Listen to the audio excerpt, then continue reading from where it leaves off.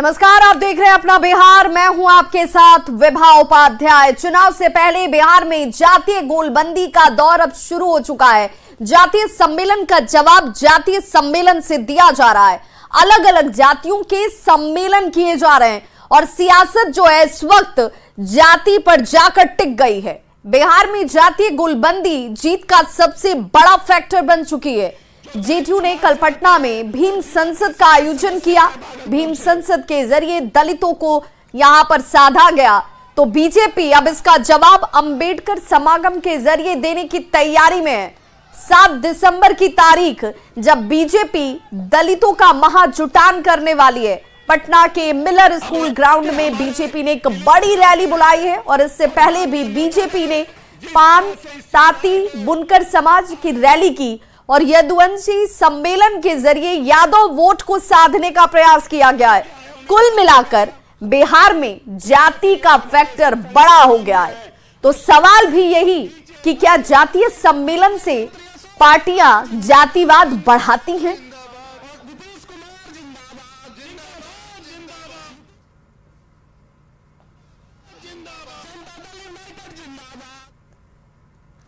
तो किसने कब कब कौन सा सम्मेलन किया, ये जानना भी इस वक्त बेहद जरूरी, क्योंकि ये सवाल इस वक्त उठ रहा है कि जातीय सम्मेलन के जरिए ही जातिवाद को बढ़ाने का प्रयास तो नहीं किया जा रहा, क्योंकि इसी की होड़ अब मची हुई और इसे एक बड़ा फैक्टर जीत के लिए माना जा रहा है। किसने कब कब कौन सा सम्मेलन किया, देख लीजिए ग्राफिक्स के जरिए। 9 नवंबर 2023 में गोवर्धन पूजा पर बीजेपी का यदुवंशी सम्मेलन होता है। हजारों यादवों ने इसमें बीजेपी का दामन थामा। संविधान दिवस पर जेडीयू की भीम संसद दलितों को साधने की कवायद में जुटे हुए नजर आए। श्री कृष्ण जयंती के बहाने आरजेडी का कार्यक्रम भूमिहार जाति को साधने के प्रयास के तौर पर देखा गया। बीजेपी का स्वामी सहजानंद की जयंती को लेकर के कार्यक्रम और भूमिहार जाति को साधने का प्रयास दिखता है। बीजेपी का वीर कुंवर सिंह विजयोत्सव समारोह का जिक्र कर लीजिए। सम्राट अशोक की जयंती पर बीजेपी की तरफ से आयोजन किया जाता है। कुशवाहा जाति को साधने की जुगत की जाती है। जरासंध जयंती समारोह में सीएम नीतीश अति पिछड़ों को साधने का प्रयास करते नजर आते हैं। परशुराम जयंती पर समारोह में तेजस्वी यादव भूमिहारों से समर्थन की अपील करते हैं, कहते हैं कि भाई आप हमारे साथ आइए। गोवर्धन पूजा पर बीजेपी का यदुवंशी सम्मेलन नजर आता है। बीजेपी का पान, ताती और बुनकर सम्मेलन बुनकर समाज को सियासी हिस्सेदारी का वादा करता है। संविधान दिवस पर जेडीयू की भीम संसद दलितों को साधने की कवायद में जेडीयू नजर आया। और ये वो तमाम आयोजन हैं, वो कार्यक्रम हैं जिन कार्यक्रमों के जरिए पार्टियां जो हैं अब अपनी सियासत को धार देने का प्रयास कर रही हैं और इसमें कोई भी पार्टी पीछे नजर नहीं आती।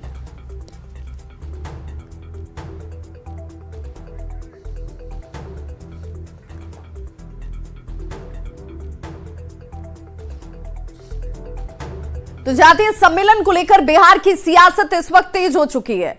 बीजेपी और महागठबंधन एक दूसरे पर वार और पलटवार कर रहे हैं। दोनों ही एक दूसरे पर जाति की सियासत का आरोप लगाते हैं। जात की राजनीति नहीं करती है, बल्कि हमारी पार्टी विकास की राजनीति करती है। आदरणीय नीतीश कुमार जी ने 18 वर्ष में बिहार का चौमुखी विकास किया है। भारतीय जनता पार्टी तो जात की राजनीति करती है और भारतीय जनता पार्टी तो यह प्रचारित करती है कि हमने देश का प्रधानमंत्री अति पिछड़ा समाज के लोगों को बनाया है। ये भारतीय जनता पार्टी विकास के नाम पर नहीं, जाति के नाम पर राजनीति कर रही है और जाति के लोगों को बुला रही है। उसमें भी 100 लोग नहीं आ रहे हैं। हमारे नेता डिप्टी सीएम श्री तेजस्वी यादव जी ने तो स्पष्ट कहा है कि हम सभी जाति धर्मों को लेकर साथ चलते हैं। विकास की जगह जाति की राजनीति नहीं है, ये चंद औद्योगिक घरानों के विकास की जगह पिछड़े लोगों के विकास की राजनीति है। वो जातियां, वो वर्ग जो अब तक विकास क्रम में पिछड़ी रह गई, उन्हें कैसे आगे लाया जाए। क्या ये पार्टियां जो पिछले 30-32 वर्षों से बिहार का शासन चला रही हैं, बिहार के विकास में अहम भूमिका निभा पाई हैं? आज जब हम बिहार में विशेष राज्य की दर्जा की मांग को चुनाव के समय में करते हैं,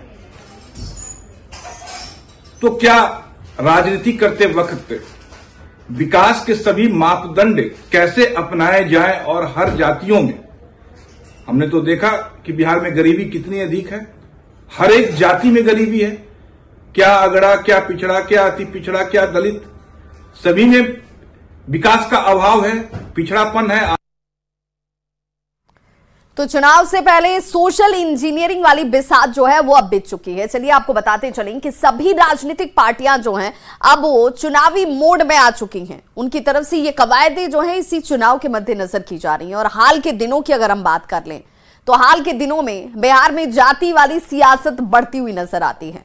जानकार इसे साफ तौर पर कह रहे हैं कि इस वक्त जो केंद्रित सियासत है वो सिर्फ और सिर्फ जाति केंद्रित है।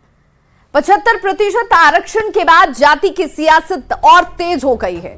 चुनाव से पहले सोशल इंजीनियरिंग की बिसात जिसे हम कहते हैं वो इस वक्त बिक चुकी है।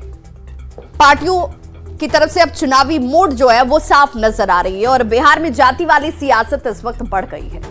सियासत और ज्यादा तेज हुई है जब से जाति को लेकर गणना सामने आ गई। बीजेपी ने हाल के दिनों में कई जातियों को लेकर सम्मेलन किया है जिनको साधने का प्रयास बीजेपी की तरफ से किया गया। अब ऐसी ही जाति वाली सियासत बीजेपी ने पान, तांती और बुनकरों के सम्मेलन के जरिए की। सहजानंद सरस्वती की जयंती पर बीजेपी का सम्मेलन होता है। बीजेपी की तरफ से यदुवंशी मिलन समारोह का आयोजन किया गया। यानी बीजेपी का मिशन 2024 का प्लान जो है वो इस वक्त इस रूप में तैयार नजर आता है। बीजेपी पिछड़ों को साधने की रणनीति पर इस वक्त बेहद तेजी से काम कर रही है।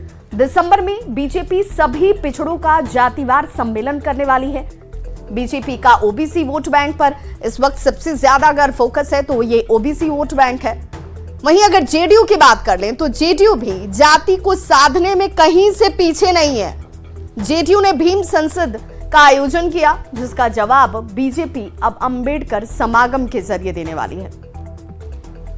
यानी दलित वोट को साधने की पूरी रणनीति, एक पूरा खाका जो है वो तैयार कर लिया गया है। आरजेडी की बात कर लें तो आरजेडी भी इसमें कहीं से पीछे नजर नहीं आती है। आरजेडी एमवाई के साथ सवर्णों को साधने में जुट गई है। आरजेडी की नजर बीजेपी के कोर वोट बैंक यानी कि भूमिहार पर है।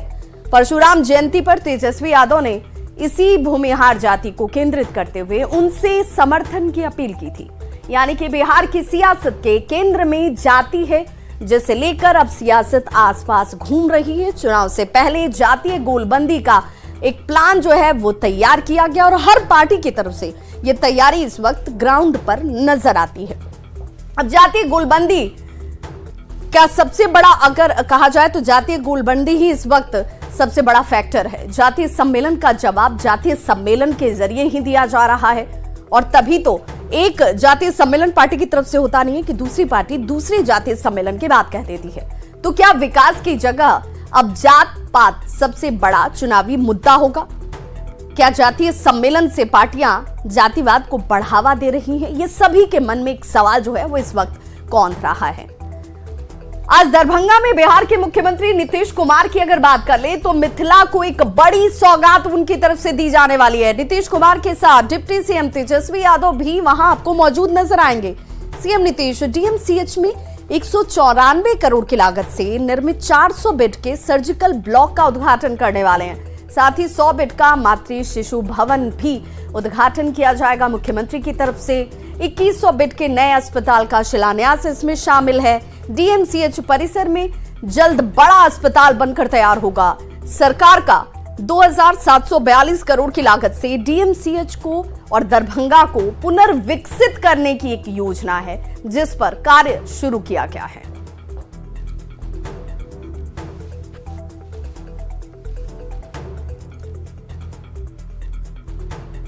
तो दरभंगा को ये बड़ी सौगात आज मुख्यमंत्री की तरफ से दी जाने वाली है। डीएमसीएच में सर्जिकल ब्लॉक का उद्घाटन इसमें शामिल है।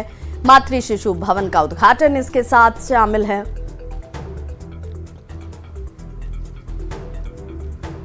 मुख्यमंत्री जी आने वाले हैं और उनका संभावित प्रस्तावित दौरा है जो कि हमारे जो नए सर्जिकल भवन जो बना है और मातृ एंड शिशु अस्पताल बना हुआ है उसके उद्घाटन के लिए और 2100 शैय्या वाले हमारे अस्पताल के शिलान्यास के लिए।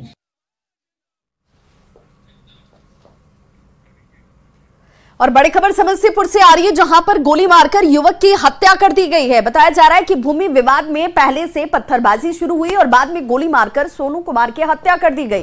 परिजनों ने पुलिस पर बड़ा आरोप लगाया है कि पुलिस की मौजूदगी में यह सब कुछ हुआ, लेकिन पुलिस सिर्फ और सिर्फ मुख्य दर्शक बनकर देखती रही।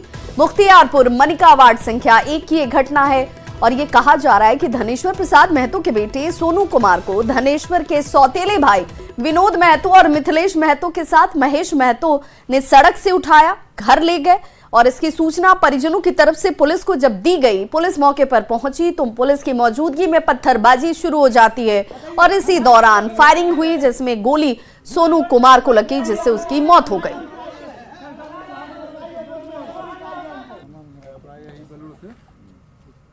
इसको पकड़ के और विनोद महतो उर्फ अनिल महतो, मिथिलेश महतो, महेश महतो ने जैसे विनोद महतो और महेश महतो पकड़ा, जैसे मिथिलेश महतो गोली चलाया। अच्छा, तो घटना जिस वक्त हुई थी पुलिस भी वहाँ मौजूद थी? हाँ, पुलिस मौजूद 50 फीट की दूरी पर थे। अच्छा, तो पुलिस कुछ नहीं की? कुछ नहीं की, कहे उठाओ, जैसे ये रोड़ाबाजी हुआ है उसमें बेहोश हो गया। पुलिस की मौजूदगी में क्या ये घटना हुई थी? जी, मौजूदगी में हुई थी। हाँ, पूरी बात बताइए क्या? जो कि प्रशासन उजियारपुर थाना था, वो उसका ड्राइवर सरंजन की ओर लेके चला गया। किसको? मेरे भाई को। अच्छा, इसके कारण वो अथी डेथ हो गया। तो हॉस्पिटल नहीं लाया? नहीं, उसके बाद फिर बाद में उजियारपुर ब्लॉक में आया है। उजियारपुर ब्लॉक पे आया है 8:30 बजे करीब। हमको नहीं मालूम है। तो यहाँ पर लोग हंगामा कर रहे हैं। करने दीजिए, कर रहा है तो उनका घटना घटा है, करवे करे। नहीं ना, हमसे नहीं पूछ रही है। घटना क्या हुई है हमको नहीं मालूम है। तो मालूम नहीं है ये लोग पैसा में बिके हुए, पैसा में बिके हुए ये लोग, पैसा में बिके हुए। पैसा क्या लाख लिए हुए हैं सर? क्या लाख पैसा में बिके हुए सब लोगों की पुलिस के सामने में गोली चली है? नहीं, हम वहाँ नहीं थे, हम नहीं थे। उजियारपुर थाना मौजूद है। हाँ, लेकिन हम लोग वर्दी के वैल्यू है। पूछता है कि पुलिस आखिर जब घटना हो रही थी तो क्या कर रही थी? बयान देने से आखिर पुलिस बच क्यों रही है? तो क्या अपराधियों से ही पुलिस डर गई है?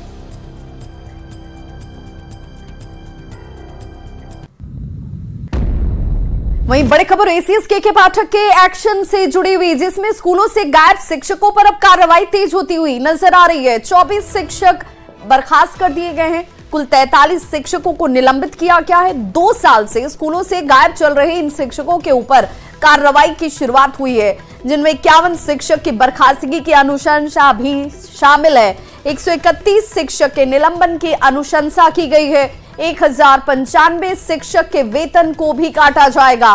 बर्खास्त शिक्षकों में 13 शिक्षक बांका के हैं, जबकि नवादा के 8 शिक्षक इसमें शामिल बताए गए हैं।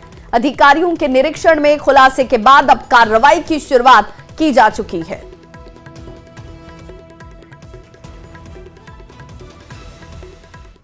वहीं खगड़िया में शादी और बर्थडे पार्टी समारोह के दौरान फायरिंग और हथियार लहराने की घटना कम होने का नाम नहीं ले रही। मामला अलौली थाना क्षेत्र के रटनाहा गांव का है। बर्थडे पार्टी के दौरान फायरिंग और डीजे की धुन पर स्टेज पर डांस करते हुए हथियार लहराने का वीडियो सोशल मीडिया पर तेजी से वायरल है। वीडियो में आप देख सकते हैं कि किस तरह से युवक जो है अपने हाथों में हथियार लेकर फायरिंग कर रहा है। इस फायरिंग से शामियाना भी छलनी हो गया। गनीमत रही कि गोली किसी को जाकर नहीं लगी, लेकिन थोड़ी सी भी चूक होती तो ये किसी की जान पर भारी पड़ सकती थी। तमाम कानूनों के बावजूद हथियार लहराने की घटनाएं सामने आ रही हैं। हालांकि वीडियो के वायरल होने के बाद पुलिस ने कार्रवाई की और इस युवक को गिरफ्तार कर लिया।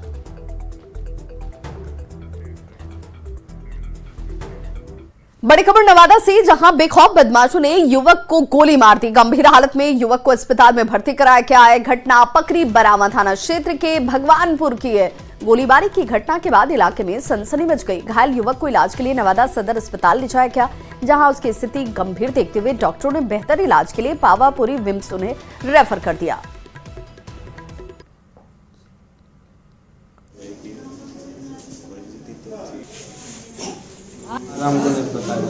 इतना रात में आया, कहाँ पर गोली मारा, कौन सा भगवानपुर में।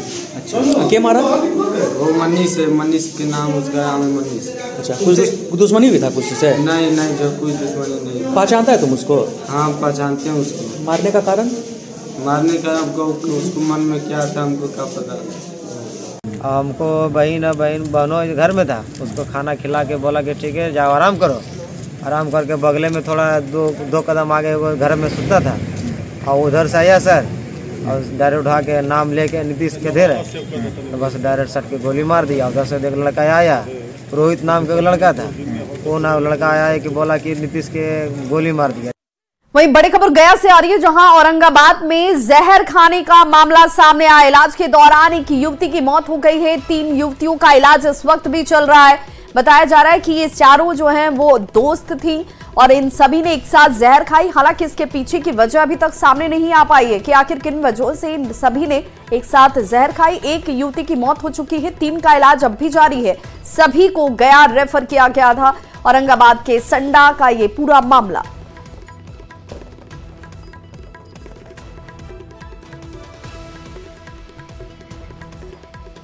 तो आपको बताते चलिए कि 4 युवतियों ने जहर खाया था, जिसमें एक की मौत हो गई है। अभी जो जानकारी इस वक्त सामने आ रही है, हालांकि जहर खाने के पीछे की वजह क्या रही, कारण क्या थे, ये अभी तक स्पष्ट नहीं है। पुलिस अपनी तफ्तीश की बात कह रही है। 3 युवतियों का इलाज अब भी जारी है। सभी की स्थिति गंभीर बताई जा रही थी डॉक्टरों की तरफ से, जिनमें एक युवती की मौत हो गई है। सभी आपस में दोस्त बताई जा रही हैं, लेकिन इसके पीछे की वजह क्या है, इसका खुलासा अभी तक नहीं हुआ।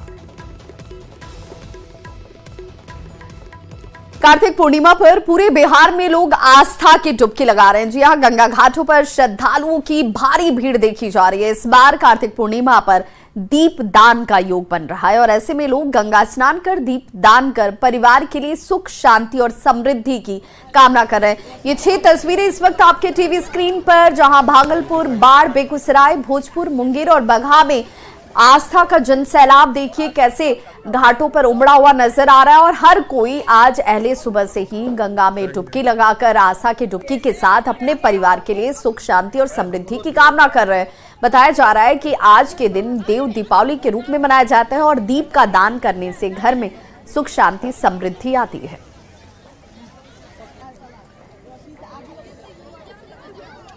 तो वहीं कार्तिक पूर्णिमा के मौके पर आस्था की डुबकी लगाने के लिए बड़ी संख्या में लोग गंगा के घाट पर पहुंच रहे हैं। पटना के दीघा घाट पर हजारों की तादाद में लोग गंगा स्नान करने के लिए पहुंचे।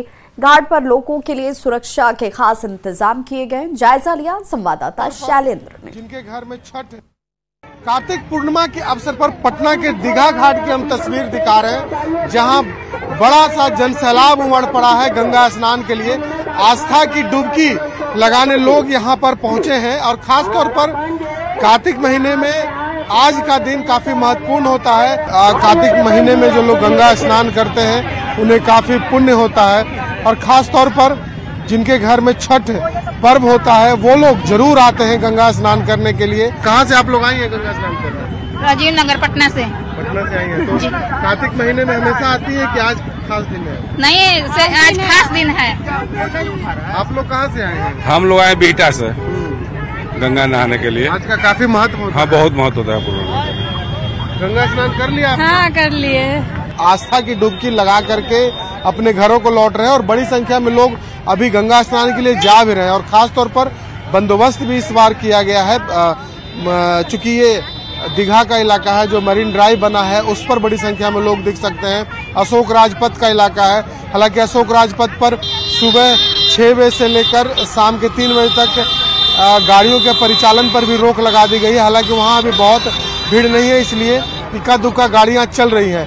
आज का जो दिन है वो धार्मिक दृष्टिकोण से काफी महत्वपूर्ण होता है, तो लिहाजा लोग कार्तिक पूर्णिमा के अवसर पर आस्था की डुबकी लगाने पटना गंगा नदी के किनारे पहुंच रहे हैं। कैमरा पर्सन अजय दुबे के साथ शैलेंद्र, न्यूज़ 18 पटना।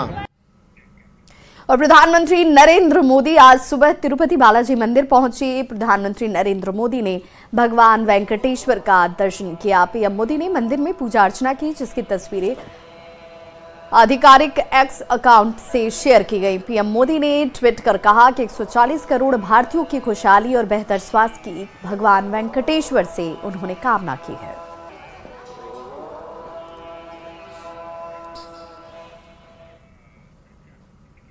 तो इस बुलेटिन में बस इतना ही, लेकिन न्यूज़ 18 बिहार झारखंड पर खबरों का सिलसिला लगातार जारी है।